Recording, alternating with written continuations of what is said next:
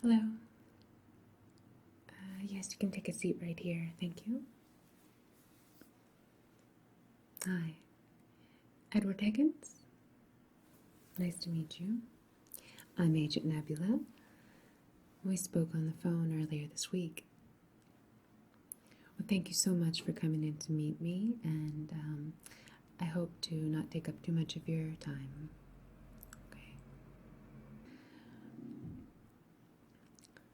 So I know I only gave you a bit of information over the phone, but I'm here in Lexington today to look further into a case that was previously closed but unsolved. I'm just going to pull out the file information here as I have a few things to show you.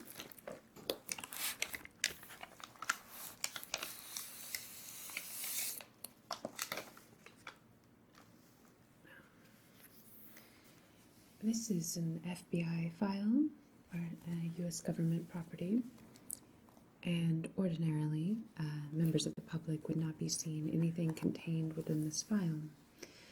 But as we are at a great loss to what happened here in Kentucky, I'm hoping today that you might be the bit of hope that we've been looking for.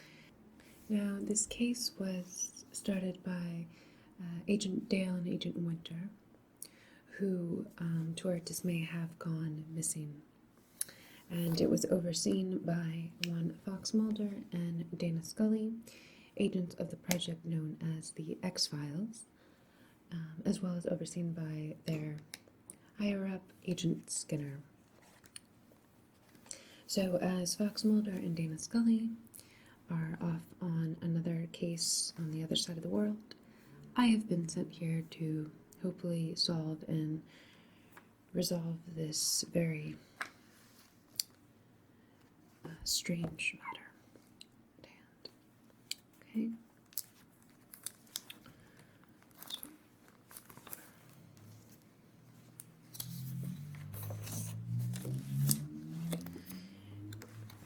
In this file, one such letter was left. If you are reading this, they've probably got me. I managed to rescue this file from the incinerator before they destroyed all the evidence. I know this is a leap of faith, but you seem like my best hope to make this public. People need to know the truth about this. Connect the dots, the news won't touch this. You'll have to post the truth about this case using hashtag deep state to alert the others.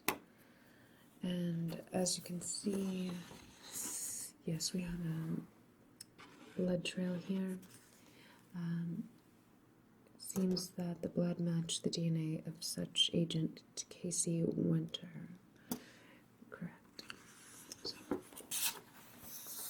I know this is probably a lot of information for you to take in, but I have in file here, Mr. Higgins, that you were previously interviewed by such Agent Winter. Is this correct? Okay. Yes, this is actually the excerpt of your interview between such agent and yourself. Okay. So I'm just going to need to go over this excerpt with you and just confirm everything that has been printed in here. Okay.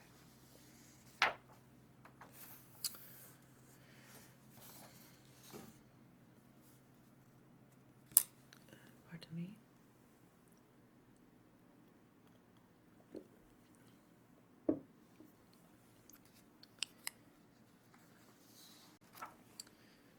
So, Agent Winter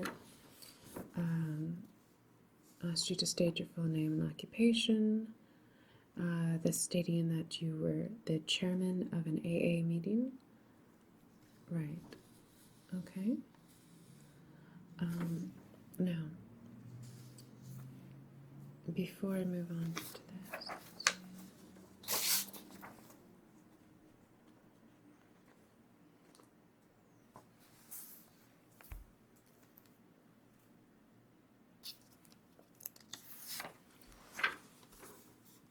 Right, and Agent Winter was asking you about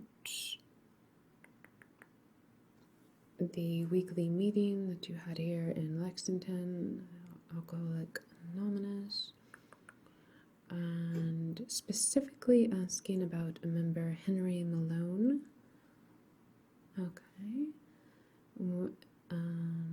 You were presented with a photo of Henry Malone, which I believe I do have here.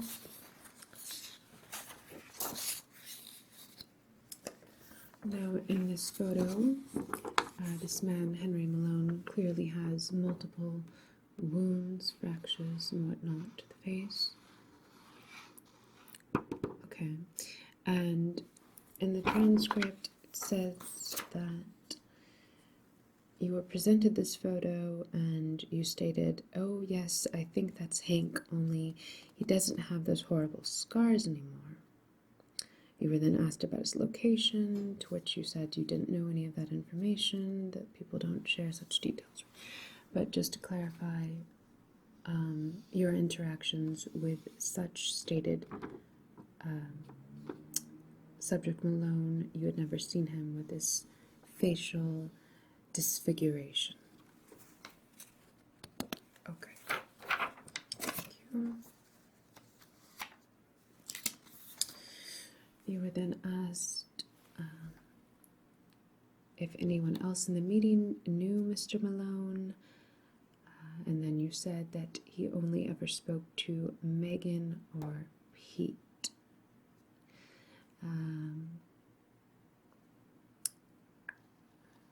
Meaning, referring to such Megan Schmidt and Peter Miller. Okay. And you were asked what is the nature of Mr. Malone's relationships with them. Mr. Malone's relationships with them. You said that Pete was his sponsor, and Megan that they had a friendship that went beyond the platonic sort. Okay, thank you.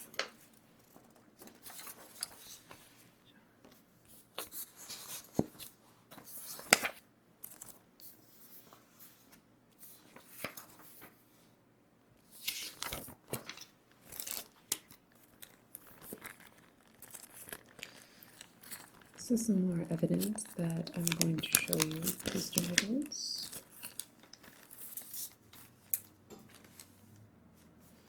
It is of a graphic nature, so I'm just warning you of that fact. Okay. This was evidence submitted by Casey Winter. Now, I have 3 photographs here that I need to ask you about, okay? So I'm just going to set them down here if you'll take a look for me. Okay.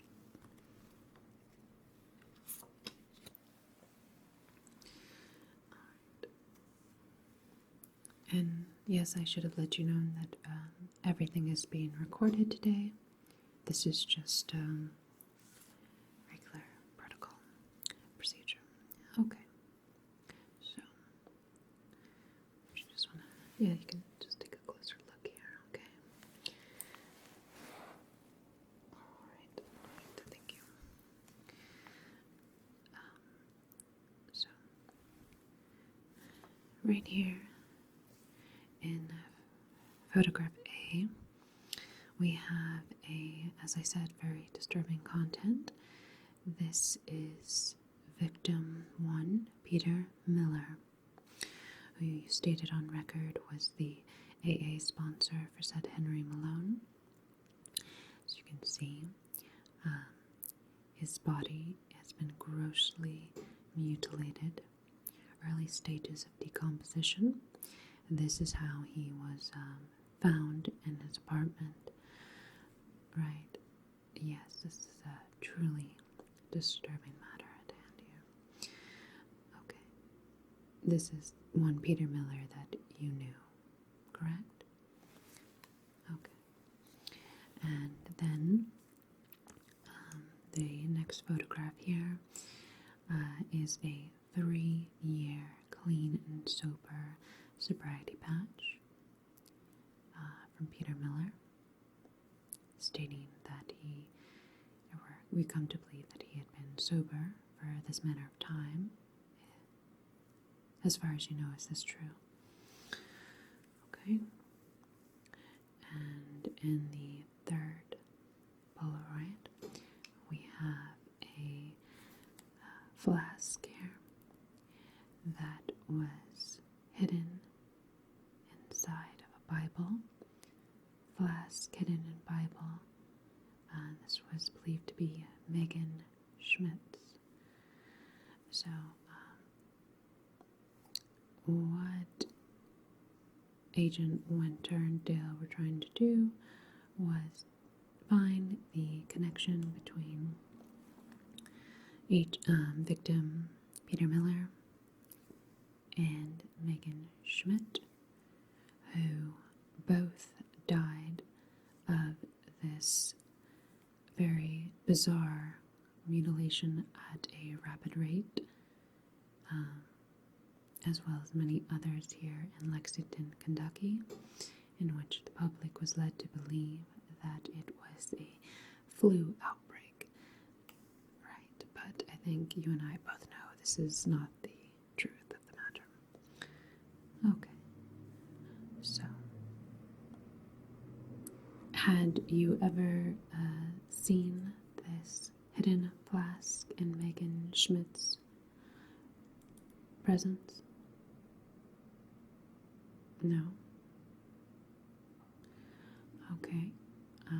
Well, yes, I suppose that she was doing a pretty good job at hiding the fact that she was drinking again now. It's led to believe that Peter Miller might have also contacted this disease from Megan by drinking from the flask. Now, all goes back to Henry Malone, who you stated was having a romantic relationship with Schmidt. So, it's going to bring us forward to the next part of this dubious puzzle. Okay. So, thank you for looking at those photographs.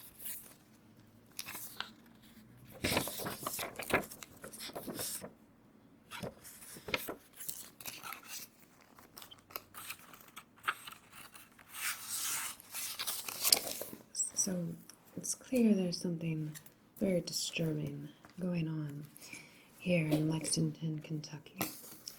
Right. I can't imagine what it's like for the locals here, and imagine the fright they've seen from the mass fatalities now. As a matter of what else was presented in this file, I'm going to show you now.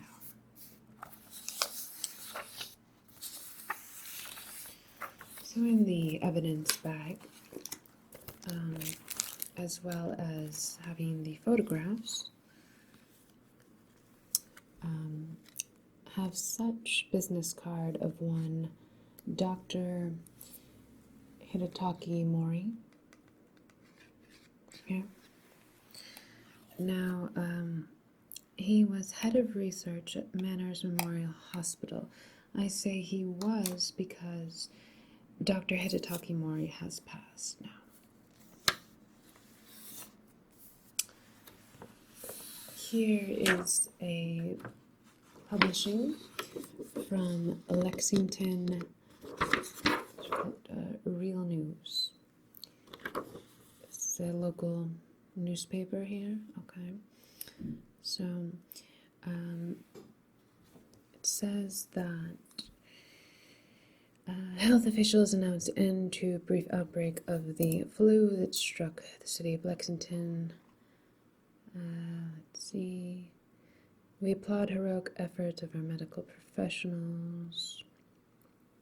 While the official causality report from Disease Control and Prevention Center is due to be released at a later date, it is believed the outbreak claimed no less than a dozen lives, among them a Dr. Hidetaka Mori, 46, head of research at the Manners Memorial Hospital in Lexington. A prominent figure in the national scientific community, Dr. Mori spearheaded research in many of the medical fields. One of his most recent projects was meant to revolutionize reconstructive surgery in order to help the victims of countless domestic and traffic accidents that happen all across the U.S. every year. This research will be continued by Dr. Mori's esteemed colleagues. Now, as you see here, some information has been underlined, either by Agent Dale or Agent Winters, pointing out some inconsistencies and whatnot, pointing out sort of clues to follow to find out what's really going on here.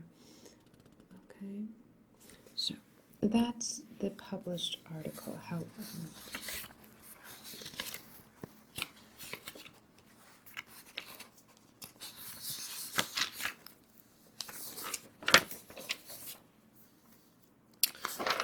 we turn back to Henry Malone.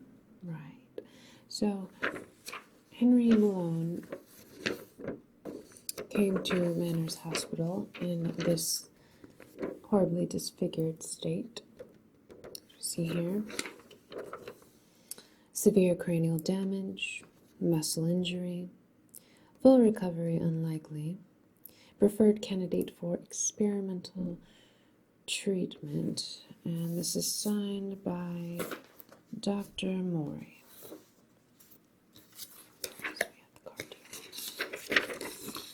So, all things seem to point back to Henry Malone. Now,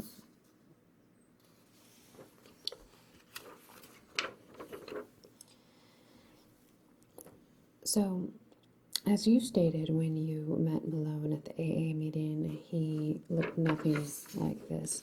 So, it seems that Henry Malone was part of this experimental project.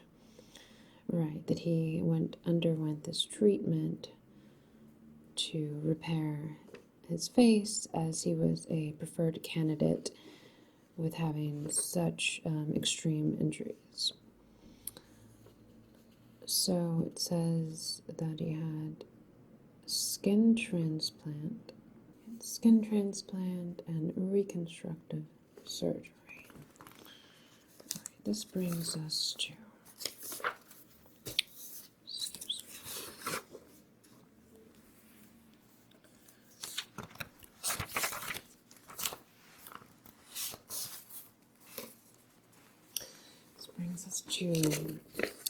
these papers here now. This was a funding request on behalf of Hidetaka Mori to Department of Homeland Security. And as you see highlighted here, that he needed financial assistance in the amount of $1,012,525,000 for continuing research in the field of substance X derivatives. Now, the research will include developing artificial skin tissues derived from substance X, testing the tissues to prove sustainability in extreme temperature, controlling intermolecular mutations when transplanting artificial skin tissues to a human carrier, RE, shape-shifting abilities. Okay. So this experimental treatment is really known as substance X. Now, it appears that although this substance X artificial tissue worked to heal Henry Malone, it had the opposite effect on the two victims, Megan Schmidt and Peter Miller. This is the report by the medical examiner that their bodies were grossly mutilated, early stages of decomposition, and let's see, probable cause of death, unknown autoimmune disorder. So it seems that Mr. Malone was able to spread this substance X to the victims, Peter Miller and Megan Schmidt, through bodily contact, as we saw from the flask, and that he was having the romantic relationship with Mrs. Schmidt, unfortunately for her.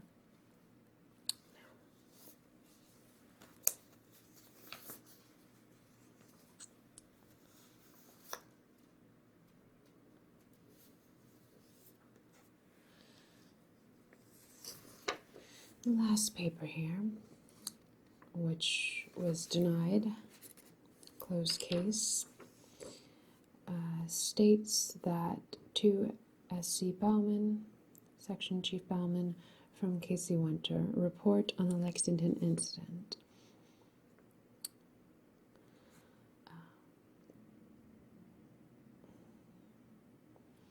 Agent states that Agent Winter ultimately located and confronted Malone in Lexington Regional Airport in order to contain the threat of a nationwide virus. It says Agent Winter ultimately located and confronted Malone in Lexington Regional Airport in order to contain the threat of the nationwide outbreak of substance X. That, although had proven beneficial for him, seemed detrimental to all the other victims that unfortunately contracted this disease. So the exact origins of Henry Malone remain inconclusive. Further investigation advised. Now, Edward Higgins.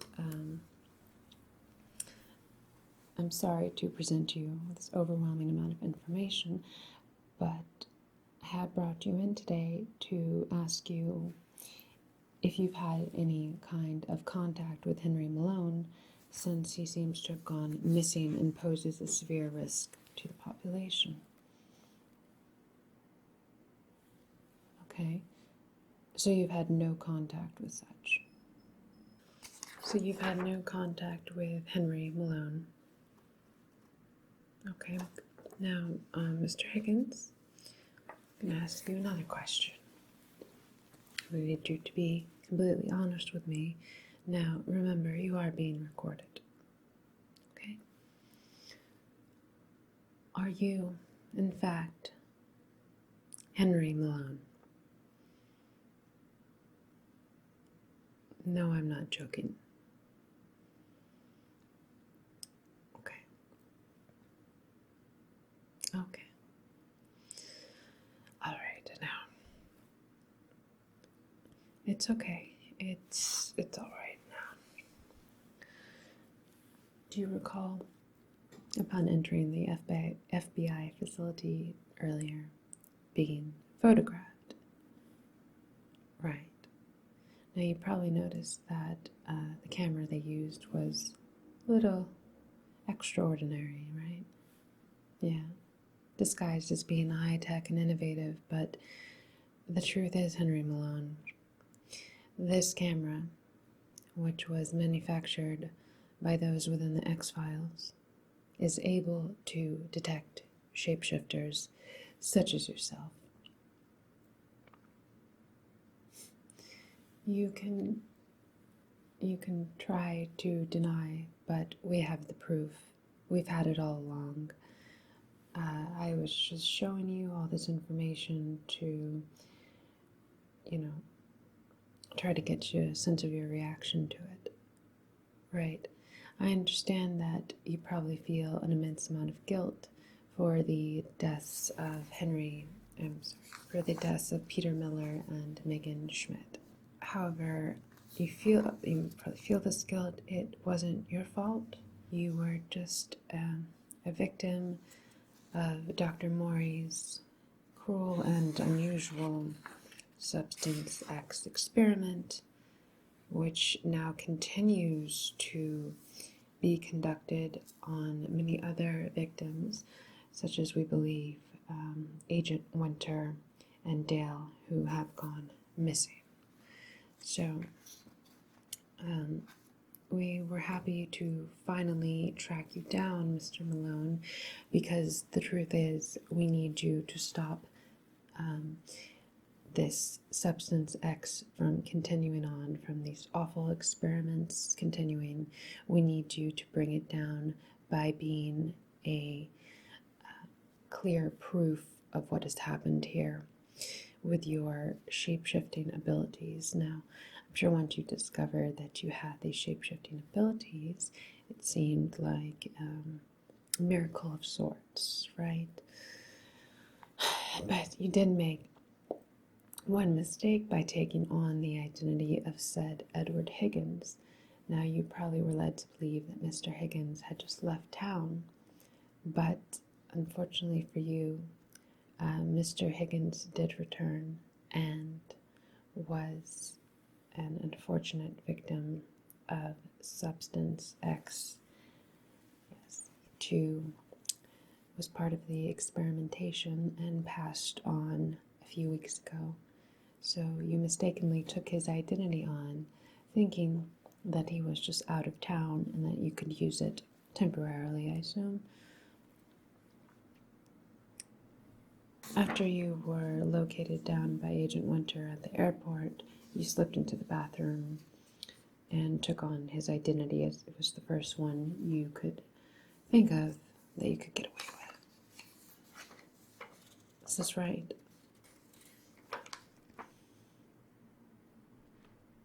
It's okay. It's all right. You couldn't run forever. Do not worry. We will protect you and make sure that nothing happens to you, Mr. Malone. Okay? We just need you to be a witness that this awful substance X experimentation has been going on before it takes the lives of many others, okay? All right. So I'm just going to make a quick phone call and then we can move forward, all right? Okay.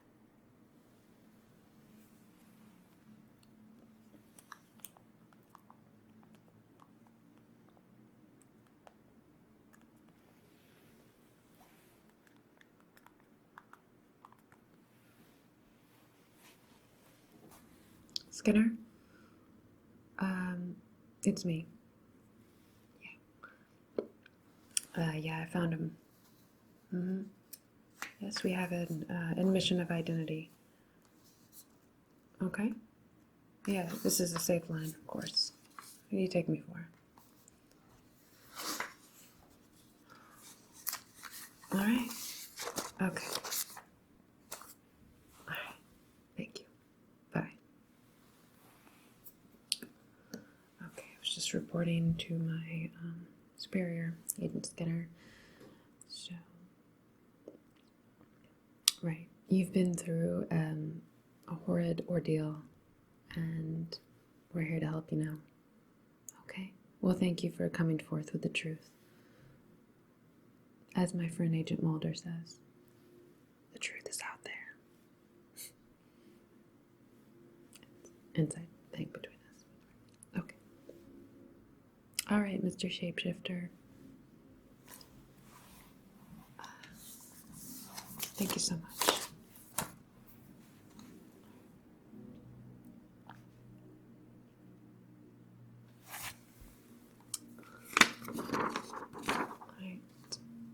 Yeah, I have a vehicle out back that will take us to a safe FBI location. Okay? No need to worry or be alarmed.